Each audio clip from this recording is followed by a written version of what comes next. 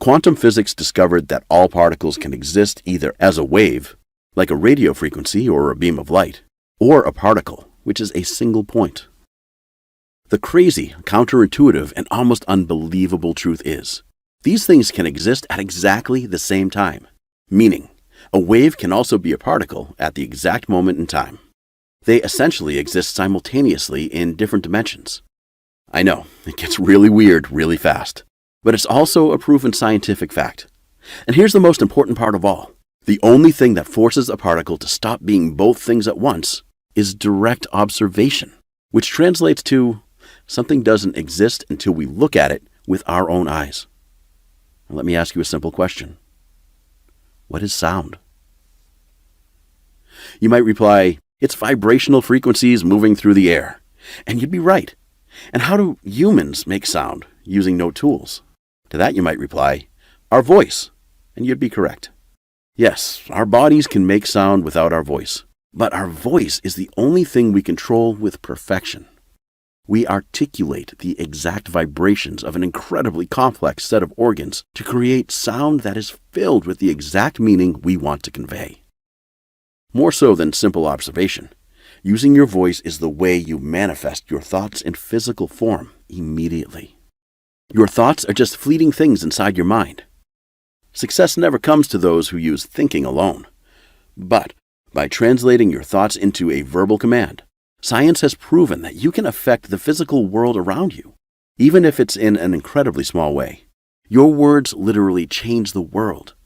Multiple studies around the world confirm that this is not only an isolated incident that is just funky quantum nonsense. Water is affected by sound. Water levitates. Sound affects matter. And water is affected by verbal cues. I need you to connect the dots with me here, because this is the most important part of the entire presentation. Jesus' words, when translated today, would effectively say this: if you believe in scientific facts, you can speak a command and the physical world will obey. This isn't theory. This isn't metaphor.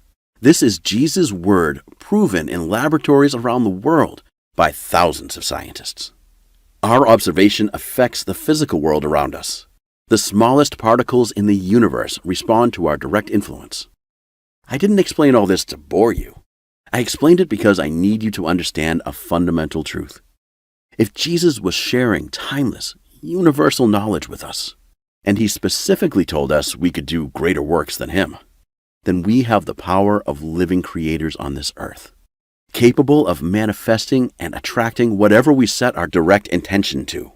But Jesus didn't just hint at this power. He created a direct, step-by-step roadmap. He laid everything out, crystal clear for anyone who knew what he was really trying to say with his teachings.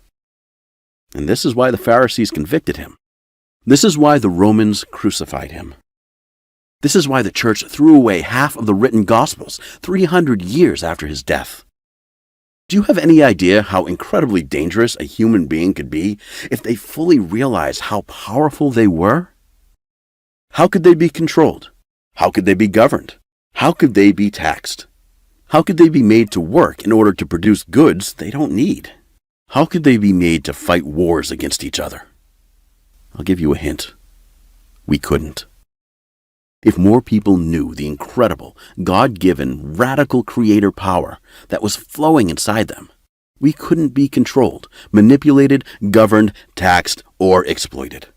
If you've seen The Secret, or even if you've watched the 6 o'clock news, you know that 96% of the wealth of the world is controlled by 1% of the population. Not only that, but those people are typically seen as heroes, people who created their own reality. You've seen them all. Steve Jobs was said to have a reality distortion field around him. Margaret Hazley wrote, "The people who say you are not facing reality actually mean that you are not facing their idea of reality." Reality is, above all else, a variable. With a firm enough commitment, you can sometimes create a reality which did not exist before. Albert Einstein said, "Reality is merely an illusion, albeit a very persistent one." The greatest people in the world are already bending reality to their will. Let that sink in. At the beginning of this presentation, I asked you to keep an open mind. but to never believe anything without proof. Let me share some proof with you now. If Jesus was using the words of his time to describe the acts we could perform, and telling us that we could become greater even than himself, then the test of that statement is to examine his own works and see if we're measuring up, using the tools we have. Jesus is recorded as performing dozens of miracles, from healing the sick to raising the dead, and smaller feats such as controlling the weather, turning water to wine, and exorcising demons. Let's run down the list using modern science. Jesus is said to have healed a number of blind people.